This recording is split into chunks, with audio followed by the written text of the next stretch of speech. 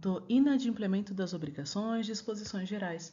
Não cumprida a obrigação, responde o devedor por perdas e danos mais juros, atualização monetária e honorários de advogado. Na hipótese de o índice de atualização monetária não ter sido convencionado ou não estar previsto em lei específica, será aplicada a variação do Índice Nacional de Preços ao Consumidor Amplo, IPCA, apurado e divulgado pela Fundação Instituto Brasileiro de Geografia e Estatística, IBGE, ou do índice que vier a substituí-lo. Nas obrigações negativas, o devedor é havido por inadimplente desde o dia em que executou o ato de que se devia abster. Pelo inadimplemento das obrigações, respondem todos os bens do devedor. Nos contratos benéficos, responde por simples culpa o contratante, a quem o contrato aproveite, e por dolo, aquele a quem não favoreça. Nos contratos onerosos, responde cada uma das partes por culpa, salvo as exceções previstas em lei. O devedor não responde pelos prejuízos resultantes de caso fortuito ou força maior, se expressamente não se houver por eles responsabilizado.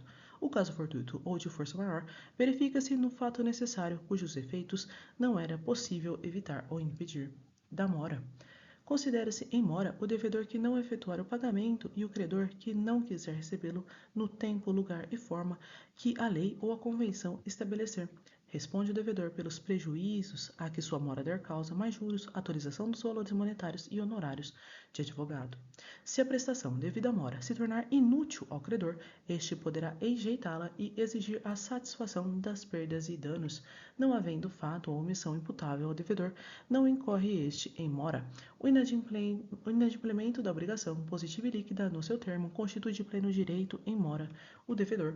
Não havendo termo, a mora se constitui mediante a interpelação judicial ou extrajudicial. Nas obrigações provenientes de ato ilícito, considera-se o devedor em mora desde que o praticou. O devedor em mora responde pela impossibilidade da prestação, embora essa impossibilidade resulte de caso fortuito ou de força maior, se esses ocorrerem durante o atraso, salvo se provar isenção de culpa ou que o dano sobreviria ainda quando a obrigação fosse oportunamente desempenhada. A mora do credor, subitar devedor isento de dolo a responsabilidade pela conservação da coisa, obriga o credor a ressarcir as despesas empregadas em conservá-la e sujeita-o a recebê-la pela estimação mais favorável ao devedor, se o seu valor oscilar entre o dia estabelecido para pagamento e o da sua efetivação. Purga-se a mora por parte do devedor, oferecendo este a prestação mais a importância dos prejuízos decorrentes do dia da oferta, por parte do credor, oferecendo este a receber o pagamento e sujeitando-se aos efeitos da mora até a mesma data. Das perdas e danos, salvo as exceções expressamente previstas em lei, as perdas e danos devidas ao credor abrangem, além do que efetivamente perdeu, o que razoavelmente deixou de lucrar. Ainda que a inexecução resulte de dolo do devedor, as perdas e danos só incluem os prejuízos efetivos e os lucros cessantes, por efeito dela direto e imediato, sem prejuízo do disposto na lei processual. As perdas e danos nas obrigações de pagamento em dinheiro serão pagas com atualização monetária, juros, custos e honorários de advogado, sem prejuízo da pena convencional, provando que os juros da mora não cobrem o prejuízo e não havendo pena convencional, pode o juiz conceder ao credor indenização suplementar. Contam-se os juros de mora desde a citação inicial. Dos juros legais. Quando não forem convencionados, ou quando o forem sem taxa estipulada, ou quando provierem de determinação da lei, os juros serão fixados de acordo com a taxa legal. A taxa legal corresponde à taxa referencial do Sistema Especial de Liquidação e de Custódia, SELIC, deduzido o Índice de Atualização Monetária, de que trata o parágrafo único do artigo 389 deste Código. A metodologia de cálculo da taxa legal e sua forma de aplicação serão definidas pelo Conselho Monetário Nacional e divulgadas pelo Banco Central do Brasil. Caso a taxa legal apresente resultado negativo, este será considerado igual a zero para efeito de cálculo dos juros no período de referência. Ainda que se não alegue prejuízo, é obrigado o devedor aos juros da mora, que se contarão assim as dívidas em dinheiro, como as prestações de outra natureza, uma vez que lhe seja fixado o valor pecuniário por sentença judicial, arbitramento ou acordo entre as partes. Da cláusula penal. Incorre em pleno direito o devedor na cláusula penal desde que culposamente deixe de cumprir a obrigação ou se constitua em mora. A cláusula penal, estipulada conjuntamente com a obrigação ou em ato posterior, pode referir-se à inexecução completa da obrigação, a de alguma cláusula especial ou simplesmente a mora. Quando se estipular cláusula penal para o caso de total inadimplemento da obrigação, esta converter-se-á em alternativa a benefício do credor. Quando se estipular a cláusula penal para o caso de mora ou em segurança especial de outra cláusula determinada, terá o credor o arbítrio de exigir a satisfação da pena combinada juntamente com o desempenho da obrigação principal.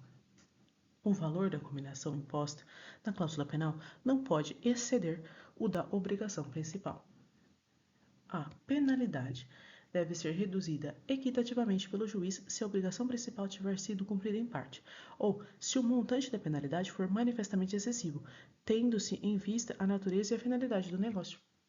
Sendo indivisível a obrigação, todos os devedores, caindo em falta um deles, incorrerão na pena, mas esta só se poderá demandar integralmente do culpado, respondendo cada um dos outros somente pela sua cota. Aos não culpados fica reservada a ação regressiva contra aquele que deu causa à aplicação da pena. Quando a obrigação for divisível, só incorre na pena o devedor ou herdeiro do devedor que a infringir e proporcionalmente a sua parte na obrigação. Para exigir a pena convencional, não é necessário que o credor alegue prejuízo. Ainda que o prejuízo exceda ao previsto na cláusula penal, não pode o credor exigir indenização suplementar se assim não foi convencionado. Se o tiver sido, a pena vale como mínimo da indenização, competindo ao credor provar o prejuízo excedente das arras ou sinal. Se, por ocasião da conclusão do contrato, uma parte der à outra, a título de arras, dinheiro ou outro bem móvel, deverão as arras, em caso de execução, ser restituídas ou computadas na prestação devida, se do mesmo gênero da principal. Na produção de inexecução do contrato, se esta se der por parte de quem deu as arras, poderá outra parte ter o contrato por desfeito retendo-as. Por parte de quem recebeu as arras, poderá quem as deu haver o contrato por desfeito e exigir a sua devolução mais o equivalente, com atualização monetária, juros e honorários de advogado. A parte inocente pode pedir a indenização suplementar, se provar maior prejuízo, valendo as arras como taxa mínima. Pode também a parte inocente exigir a execução do contrato, com as perdas e danos, valendo as arras como mínimo da indenização. Se o contrato for estipulado o direito de arrependimento para qualquer das partes, as arras ou sinal terão função unicamente indenizatória. Neste caso, quem as deu perdê-las-á em benefício da outra parte, e quem as recebeu devolvê-las-á mais o equivalente. Em ambos os casos, não haverá direito à indenização suplementar.